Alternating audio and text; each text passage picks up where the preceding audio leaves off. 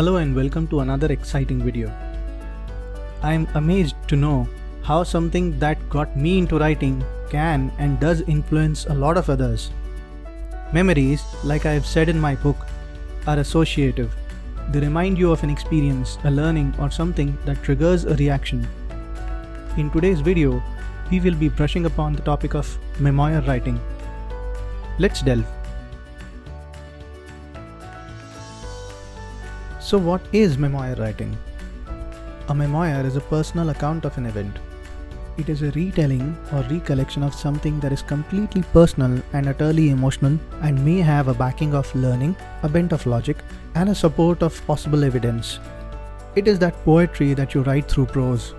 And if there's anything within the non-fiction space that requires the highest level of creativity and begets an equal amount of respect and appreciation, then it is memoir writing. So unlike an autobiography, which is lengthier, devoid of a theme, and has a generic purpose, a memoir is shorter, thematic, and truer to its purpose of passing on a valuable insight to the readers. If you've had a tough life and you've had a lot of experiences from which people can learn, I'm sure that you will have a tough time selecting that one single event that you can write your memoir on.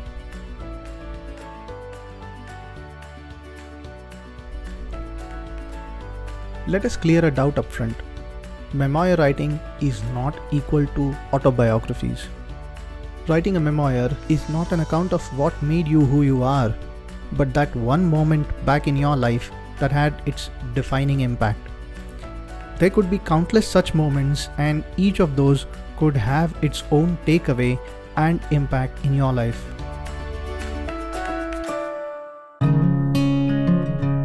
Here are 3 reasons you should consider writing a memoir. Number 1. Source of learning. Memoirs are the easiest ways of sharing with the world what you've learned. In the form of stories, you can share how your learning has made you a better and more efficient person. If you think that your life has been as ordinary as anybody's, then memoir is that one chance for you to study the past and learn about yourself. My list of failures and experiences is my biggest source of inspiration. We all learn from experiences, and the wise ones amongst us learn from others' experiences as well. A thought you share could thus go a long way and transform itself from your experience to your story, and from your story to someone else's wisdom. Point number 2, you have a story to tell. It could be a spooky encounter, a funny roadside slip, a confession of love from your beloved who lives far, far away, or a failed attempt at building a time machine. You could, or rather should, have a story to tell. Even if you failed 100 times at building a light bulb, you still know the 100 ways to not make a light bulb. Did that ring a bell? And point number 3, your experiences are unique. Each one of us is different. Yes, our stories could be similar, but our life events, our interpretations, and the outcomes could be poles apart. That's a strong reason for us to share our experiences with the world.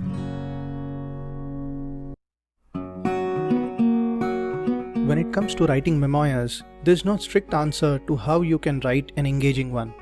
Not because it isn't like a mathematical formula, but because what attributes to an engaging memoir itself is subjective. Some people like to talk about themselves. In fact, most celebrities and known people do just that. But here's the difference that sets apart a memoir from an autobiography, which is a detailed run-through of the life of an important person from as far as they can remember. But who wants to listen to your boring life story if it doesn't find a connect, right? So here are 3 easy tips using which you can write an engaging memoir. Tip number 1. Select a theme to help readers find a connect. Readers wish to know not only what happened, but why it happened. Show them what was the conflict in the story and how you overcame your weaknesses or challenges to come out stronger. This one sorts of covers point number 2 as well, which is to quote facts as they are. The characters in your memoir, that is the real people within the story, may not appreciate it, but it will give the story a strong backing of authenticity. And tip number 3, create a story arc. Show the transition from where things were to how they got worse and to how you figured your way out. This is an organic way any story progresses, even in real life. Oh, and if you've read the asterisk mark next to point number 2, fret not, for I won't skip quoting it. By mentioning hard facts, I don't want you to quote the name and the phone number of the person who robbed the bank, but you can still show what your state of mind was when the crime was committed and how you felt being one of the victims. William Zinsser in On Writing Well says this about writing memoirs. On the question of who you are writing for, don't be eager to please. If you consciously write for a teacher or for an editor, you will end up not writing for anybody. If you write for yourself, you'll reach the people you want to write for. So, write facts as they are. Don't please anyone.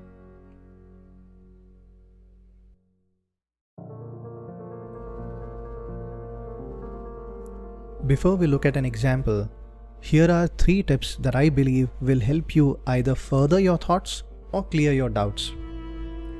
Tip number 1. To write, first live. A lot of us only spend time.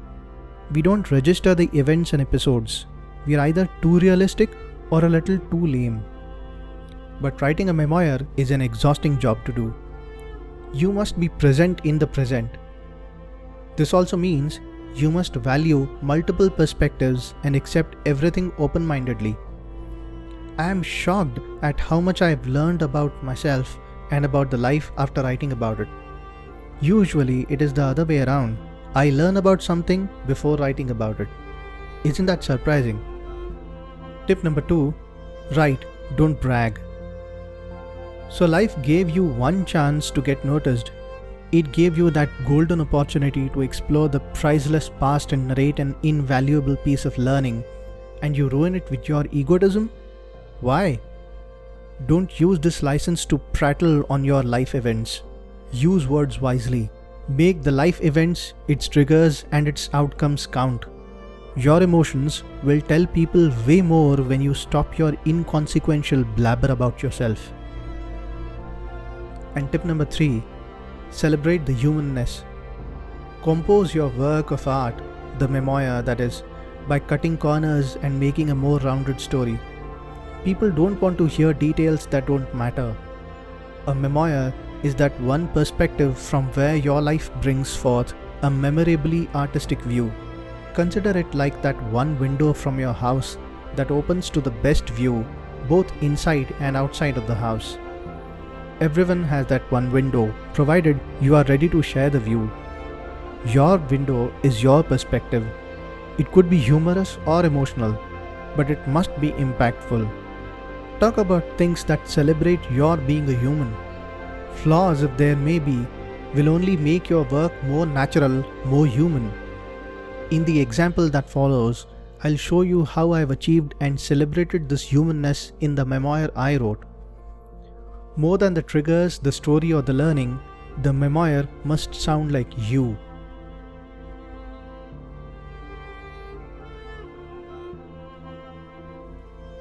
So here's that example of a memoir. You may find this on my website as well. The first few years of life are a little too few, too soon to expect anyone to correctly memorize the place of warts on their parents' faces. Yet I remember seeing one on my father's right cheek. I was also a serial convict of pressing it like a button. The wart had a rubbery texture to it, and I could see its rounded edges contract and expand as I pushed it with my little fingers.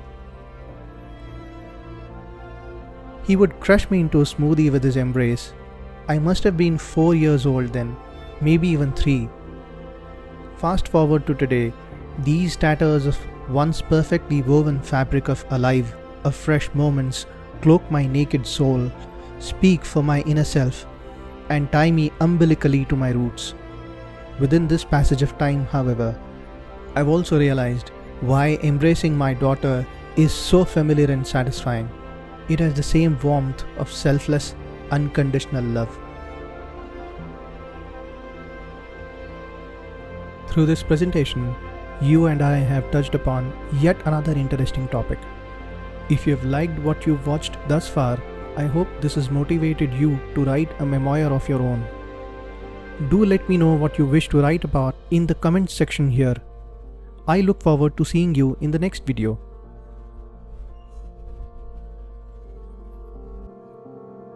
If you've liked this video, please subscribe to my channel. I look forward to seeing you in the next video. Bye for now.